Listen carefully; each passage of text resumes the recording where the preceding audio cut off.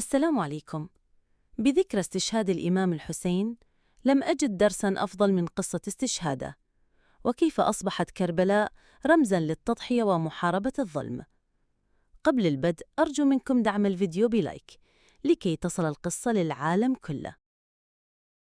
عنوان القصة: The Battle of Karbala, إمام حسين's martyrdom. In the year 60 Anno Hijriye, Yazid ibn Muawiyah assumed the caliphate after the death of his father. Many Muslims were displeased with his character and leadership, including Imam Hussein ibn Ali, the grandson of the Prophet Muhammad. Hussein refused to pledge allegiance to Yazid, believing that such a pledge would legitimize injustice and corruption. At that time, the people of Kufa sent letters to Hussein, urging him to come and lead them. They promised to support him and stand by his side. Hussein responded by sending his cousin, Muslim ibn Aqil, to assess the situation. Muslim was warmly welcomed at first, and thousands pledged loyalty to Hussein. However, the political climate in Kufa quickly changed. The governor, Ubaydullah ibn Ziyad, tightened control over the city. Through threats and bribery, he turned the people away from Hussein. Muslim ibn Aqil was abandoned by those who had promised him support, and he was captured and executed. Before his death, Muslim managed to send word to Hussein, warning him not to come to Kufa, but the message did not reach Hussein in time. Hussein had already left Mecca with his family and a small group of companions, numbering no more than 70. His journey was not for political gain, but to uphold justice and truth. On the 2nd of Muharram, in the year 61 Anno Hijriya, Hussein and his companions arrived in Karbala, a desert plain near the Euphrates River. There, Yazid's army, led by Umar ibn Sa'd, surrounded them and cut off their access to water. Days passed under the burning sun. The women and children suffered from thirst.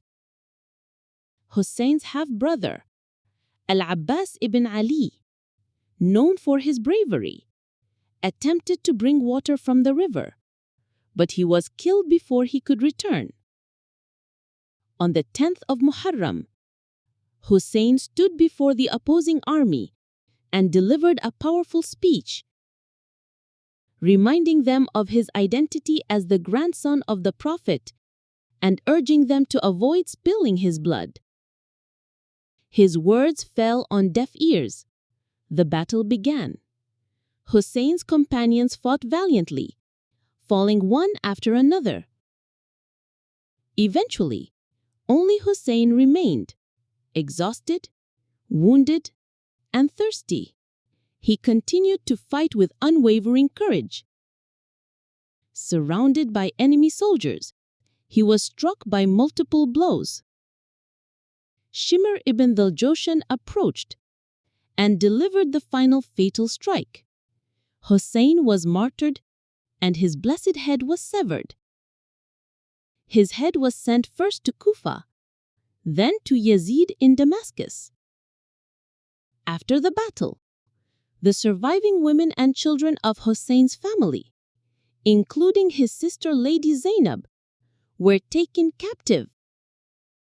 In the courts of Kufa and Damascus, Lady Zainab spoke with fearless eloquence, exposing the injustice and tyranny of Yazid's rule. The tragedy of Karbala became a timeless symbol of sacrifice, honor, and standing against oppression. Every year, on the day of Ashura, millions of Muslims remember the courage of Imam Hussein and the suffering of his family, keeping alive the message, every day is Ashura and every land is Karbala. إذا عجبك الفيديو لا تنسى تدعمنا بلايك وتشترك بالقناة للمزيد من الفيديوهات الخاصة بتعلم اللغة الإنجليزية.